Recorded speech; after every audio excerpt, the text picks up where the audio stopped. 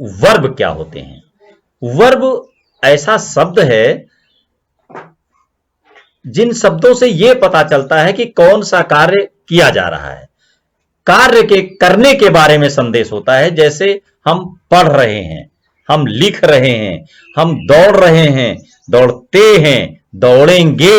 इस तरीके से जो वर्किंग है, जो जिस शब्द से यह पता चलता है कि हम क्या कर रहे हैं, करने के बारे में संदेश मिलता है, वो सभी शब्द वर्ब कहलाते हैं। हिंदी में जैसे है नहाना, धोना, सोना, उठना, बैठना, भागना, पढ़ना, पतंग उड़ाना, खेलना, तैरना, डूबना, मरना, फूल तोड़ना, ये सब किसी को धक्का दे देना। जब हम कोई कार्य करते हैं तो ये वर्क नहीं है, कार्य करने की घटना, ये जो है वर्ब कहलाती है। और इंग्लिश में कुछ भी करने से पहले ट्रांसलेशन जब भी करेंगे तो उसमें वर्ब के बारे में जानकारी होनी चाहिए। तो वर्ब के कम से कम सभी लोग बहुत सारे वर्ब्स याद करने हैं। तो आप ये समझ लीजिए, एक लिस्ट तैयार कीजिए कि हर लेटर से संबंधित 5-5 शब्द वर्ब के जरूर याद करिए। तो आज का होमवर्क नोट कर लीजिए, जहां पर सबको करना है 100 वर्ब्स सबको याद होने चाहिए।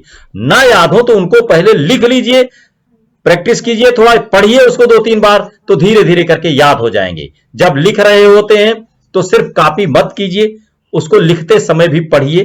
फिर 10 वर्ब को देखिए जो नए हो या जो पहले से याद हैं। तो जो पहले से याद हैं उन्हें लिखिए, और उसके बाद जो नहीं याद है उनको याद करके लिखिए। थोड़ी देर बाद फिर देखिए क्या आपको याद रह गया या भूल गए।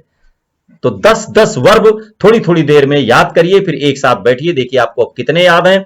तो जितने याद हो जाएंगे वो धीरे धीरे करके याद होते चले जाएंगे। पहले पढ़िए पूरा वर्ब, पूरी स्पेलिंग, एक पूरा स्पेलिंग पढ़ लीजिए और फिर उसको लिखिए, फिर पढ़िए, फिर लिखिए, फिर 5 वर्ब को एक साथ पढ़िए और फिर 5 को लिखिए। तो इस तरीके से 10 वर्ब एक साथ याद करिए और फिर उनको लिखिए। तो देखिए 10 वर्ब्स आपको याद हैं या नहीं याद हैं। तो छोटे बच्चे जो भी हैं, छोटे छोटे 10 वर्ब याद करें, और जो जिस क्लास के लायक है जितना उसको याद है, पहले तो एक लिस्ट तैयार कीजिए जितने वर्ब आपको याद हैं। जैसे छोटी छोटी बातें तो याद ही होती हैं, गो, कम, रीड, स्टडी, तो बहुत सारे वर्ब तुम्हें याद हैं, तो उनकी एक लिस्ट तैयार कर लीजिए जो आपको याद हैं। फिर उनकी लिस्ट तैयार करना होता है जो आपको याद नहीं है और याद करने हैं। तो वर्ब बहुत जरूरी है याद कर लेना। और आज का काम यही रहेगा कि आप कम से कम जो शब्द याद हैं उनकी लिस्ट तैयार कर लीजिए और फिर आगे की योजना बनाइए कि हमको इतने वर्ब याद करने हैं। तो सभी को 100 वर्ब्स तो याद ही होने चाहिए। तो आज चेक कीजिए अपने आप को कि आपको, देखिए लगता तो है आपको कि आपको बहुत सारे याद हैं। तो आज बिना कहीं देखे हुए एक लिस्ट तैयार कीजिए कि आपको कितने वर्ब याद हैं। ठीक है, वो फिर घर में किसी को दिखाइए, पापा को, भैया को, जो भी पढ़ा लिखा थोड़ा देख सकता है उनको चेक कराइए, स्पेलिंग सही है कि नहीं, लिखने का तरीका सही है कि नहीं। क्योंकि कभी कभी बच्चे लिखते हैं तो बीच में कैपिटल लेटर हो जाता है, और सारे लेटर्स की स्टार्टिंग जो करिए स्मॉल लेटर से ही। ये नहीं सुना है आपने कि पहला लेटर जो होता है कैपिटल होता है। तो आप जब वर्ब लिखेंगी तो ऐसा नियम नहीं चलेगा। आप सीधा सा वर्ब जब भी आएगा हमेशा लास्ट में आता है, बीच में आता है। तो वर्ब को स्मॉल लेटर से ही स्टार्ट करें और स्मॉल पर ही खत्म करें। उसके बीच में या कहीं भी कोई कैपिटल लेटर का यूज ना करें, ये कोशिश करें। तो देखिए आज इंग्लिश में आपको वर्ब, कितने वर्ब याद हैं, और बगल में उसके हिंदी भी लिखते चलो, क्योंकि वर्ब अगर याद है तो उसका मतलब भी तो याद होना चाहिए।